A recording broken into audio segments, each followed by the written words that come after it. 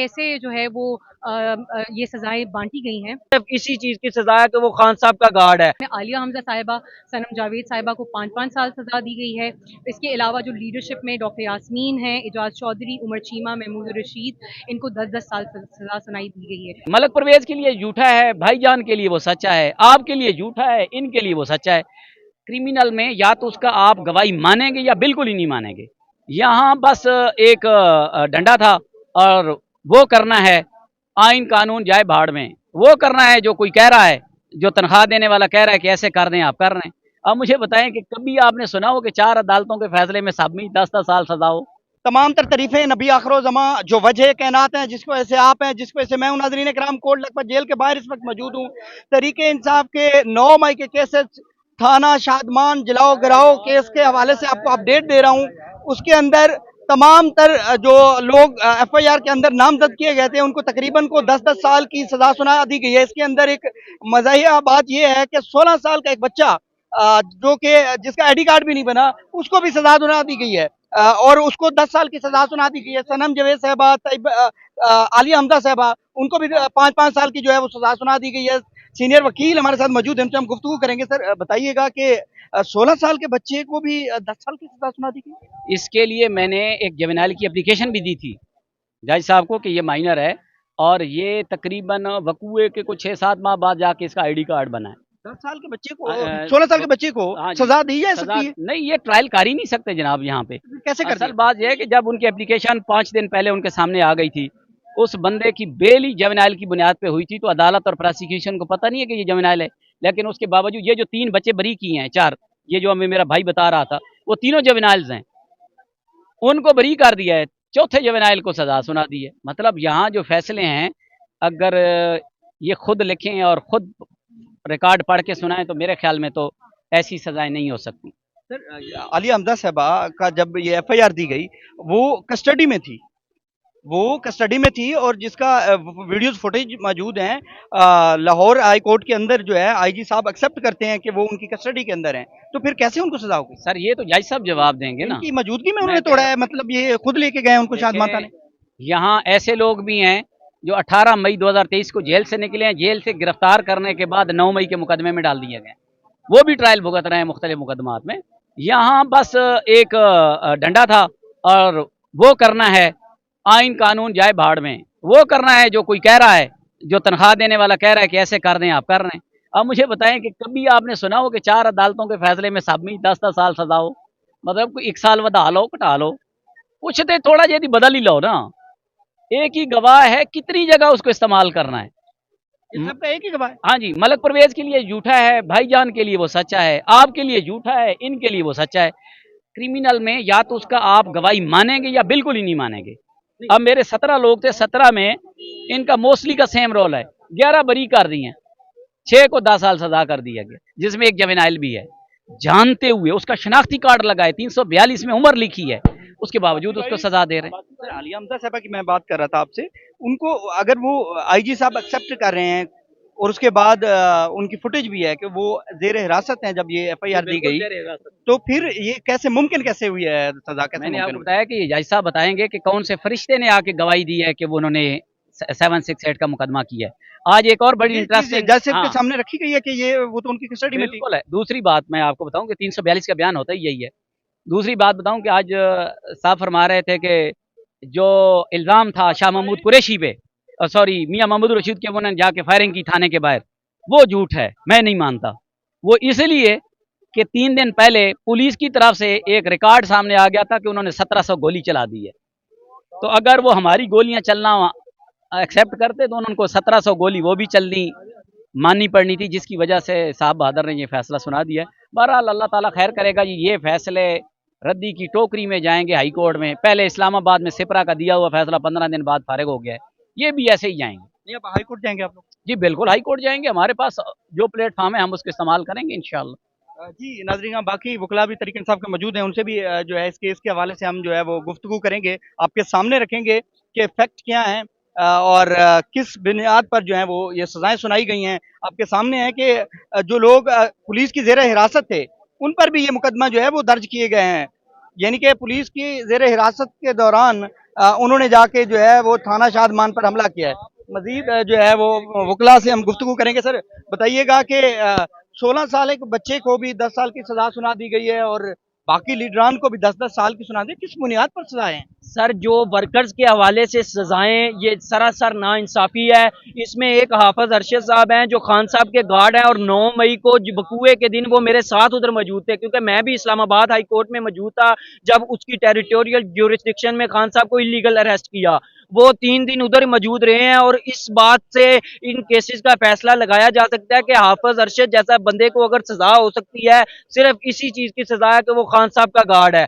ये जो कैलिबर है सजाएं देने का, ये तो इसका पैमाना तो नहीं समझ आया। फैसले के बाद आप भी पढ़ेंगे, हम भी इस पे अपनी राय देंगे। लेकिन खुशी की बात यह है कि 4 जुबनाइल जो जिनको मैं रिप्रेजेंट कर रहा था थाना शादमान के केस में, तैयब सुल्तान, अवैध सरदार, शाहिद बेग और फैजान जवेद, अल्हम्दुलिल्लाह चारों को बरी कर दिया गया। ये मेरे लिए जो लम्हा है समझ ले खुशी का भी था। लेकिन जब मेरे बाकी दोस्तों को सजा हुई और लीडर कायदीन को सजा हुई, बाकी कायदीन ने मुझे मुबारक भी दी कि आपने केस अच्छा डिफेंड किया। लेकिन इस हवाले से मैं खुश इस वजह से नहीं हुआ कि मेरे जो बाकी बेगुनाह थे, गलती किसी की भी नहीं थी। ये पता नहीं कैसे सजाएं सुनाई गई, ये सवालिया निशान है। साहबा का कहना है कि जब ये एफआईआर दी गई शादमान थाने की, वो इस टाइम पुलिस की हिरासत में थी, जिसकी वीडियोस फुटेज भी मौजूद है और आईजी साहब की स्टेटमेंट मौजूद है, फिर कैसे सजा होगी उनको अगर वो इनकी इनकी जेर हिरासत में जाके उन्होंने चीजें तोड़ फोड़ की? सर ये तो केस तो आप समझे, अगर इस केस को देखें, आलिया हमजा, सनम जावेद, आयशा भुट्टा, इन तीनों को तहरीक इंसाफ के साथ खड़े होने की सजा दी गई है। इन्हीं के साथ 2 लेडीज तस्नीम और सादिया को कोर्ट बरी कर रही है और उन्हीं ऑफेंसेस में जिनको चार्ज किया गया उनको आप देखे कन्विक्ट कर रही हैं। ये पैमाना जो है ये यही कहेंगे कि इंसाफ के निज़ाम पर सवालिया निशान है। इंशाल्लाह हम कोशिश करेंगे कि हाई कोर्ट हमें ये जो हमारी अपीलें जाएंगी तो हमें उधर से इंसाफ मिलेगा। कब तक हाई कोर्ट आप जाएंगे और क्या? आज 97 के केस में जो 22 तारीख को सजा हुई, आज नोटिस हो गया जाज चौधरी साहब के केस में। बाकी इंशाल्लाह ये 30 दिन का टाइम होता है। हमें इंशाल्लाह वकला हमारे जो सीनियर है वो इस पे मुशावरत करेंगे और फैसले आने के बाद जैसी कॉपियां आती हैं उसके बाद इंशाल्लाह हम हाई कोर्ट जाएंगे। सब कहते थे हमने मेरिट पे फैसला करना है, तो मेरिट पे फैसला किया और सीना तान के फैसला दिया उन्होंने। ये जज साहब का कदरे मुख्तलिफ था उस दूसरे जज साहब से, क्योंकि ये जैसे आए हैं इन्होंने अपने 35 साल कैरियर की बात की है कि मैंने आज तक ऐसा केस नहीं देखा। वैसे तो केसेस बहुत ज्यादा किए हैं लेकिन इस तरह का केस जिसमें 6 दिन मुझे जजमेंट में लगे हैं, तो उम्मीद मैंने की है कि मैं तो जो है ना फैसला करूं वो मेरिट पे करूं। एक उनकी मेहरबानी है, उन्होंने महमूद रशीद साहब पे जो इल्जाम था मौजूदगी का कि उन्होंने SMG गन छीनी और थाना शादमान पे हमला हुए, वो उन्होंने कहा कि इस चीज को मैंने इसमें रिकॉर्ड में नहीं लेके आया। 114 में मैंने उनको कोई सजा नहीं दी। वो बाकियों की तरह उनको एज दे के 10 साल जो कैद सजा सुनाई गई है वो 780A में और 21E में सुनाई गई है। पहले जो है हाई कोर्ट में अपील कर सकते हैं या गिरफ्तारी देनी पड़ेगी क्या? नहीं, ये आज आपने वाजे देखा कि सरताज गुल को जो 10 कैद हुई है उसमें कोर्ट ने कहा है सरेंडर करना जरूरी है। तो इसमें ये आप देख लें एक प्रेसिडेंट सेट हो जाएगी अगर इस तरह के political cases. Information secretary Tehreek Insaf की फायजा मुराद साहब हमारे साथ मौजूद हैं। इनसे जानते हैं मैम, आज जो सजाएं सुनाई गई हैं क्या कहना चाहेंगी? ये मेरिट पे हुई हैं, क्या फैक्ट एंड फिगर है काइंडली? देखिए, मेरिट पे तो बिल्कुल सजाएं नहीं हुई हैं। बरियत मेरिट पे हुई है। बरियत सबकी बनती थी, तमाम लोग जितने लोगों का ट्रायल हुआ उनकी बरियत बनती थी। लेकिन अफसोसनाक पहलू हमने देखा कि एक जो इंसाफ जिस किस्म का हम देखना चाहते थे वो हमें नहीं मिला। हमारे 2 मुकदमात थे जिनका आज फैसला सुनाया गया है, जिसमें 768 जो है वो थाना शादमान का था, 103 जो राहत बेकरी का था। इसमें 25 लोग जो हैं शादमान वाले में जो है उनका ट्रायल हुआ, उसमें 12 लोग बरी हुए हैं जिसमें शाह महमूद कुरैशी साहब भी शामिल हैं। और बाकी जो है इसमें आलिया हमजा साहिबा, सनम जावेद साहिबा को 5-5 साल सजा दी गई है।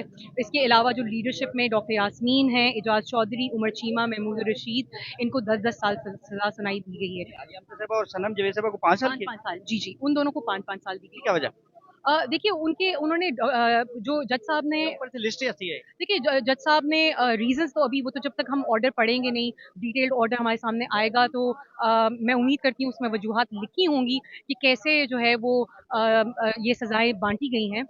लेकिन उसमें उन्होंने अपनी वजूहात नहीं बताई, उन्होंने सिर्फ सजाएं स्टेट की कि किसको कितनी सजा मिली है। इस शादमान वाले में हमारे 4 जुवेनाइल्स भी मौजूद थे इस मुकदमे में, फैजान, तैयब, अवैस और शाहिद। ये चारों जो हैं ये भी बरी हुए। सजाएं सुनाई गई यहाँ पर कौन कौन से रहनुमा जो हैं वो मौजूद थे इस टाइम जो कोल्ड लखपत जेल के अंदर जी, कायद हमारे सारे रहनुमा मौजूद थे। डॉक्टर यास्मीन साहिबा काफ़ी देर मौजूद रहीं, फिर वो अंदर उठ गई थी क्योंकि उनकी थोड़ी तबीयत भी नासाज थी, वो थक गई थी, सुबह से वेट कर रही थी। बाकी हमारी तमाम लीडरशिप मौजूद थी। क्या तासुरात थे जब उन्होंने सजाओं का सुना उनकी क्या देखिए डॉक्टर यास्मीन साहिबा तो हमारी बड़ी लंबी कॉन्वर्सेशन हुई। वो वो एक ही बात कर रही थी कि देखिए जब इंसान हक सच पे खड़ा हो तो बड़ा मुश्किल होता है कि आप जो है वो डर जाएं या आपके दिल में खौफ आए। तो उनके कोई खौफ किसी भी लीडरशिप के चेहरे पे तासुरात ऐसे नहीं थे कि वो कोई परेशान है। तमाम के तमाम जो हैं वो प्रीएम्प्ट कर रहे थे कि कुछ इसी किस्म का जो है फैसला आएगा। शाह महमूद कुरैशी साहब को हमने मुबारक दी, लेकिन वो भी एक अफसोसनाक वो एक सिचुएशन थी। वो अफसोस कर रहे थे अपनी साथी लीडरान के लिए, तमाम वर्कर्स के लिए जिनको सजाएं मिली हैं। मैडम ये जब सजाएं दी गई इनमें क्या बताया गया कि इनके अंदर डंडे थे कलाशनकोफ थी क्या क्या चीजें थी क्या इनके ऊपर डाला गया अभी कुछ उन्होंने वो हम वेट कर रहे हैं रिटन ऑर्डर का।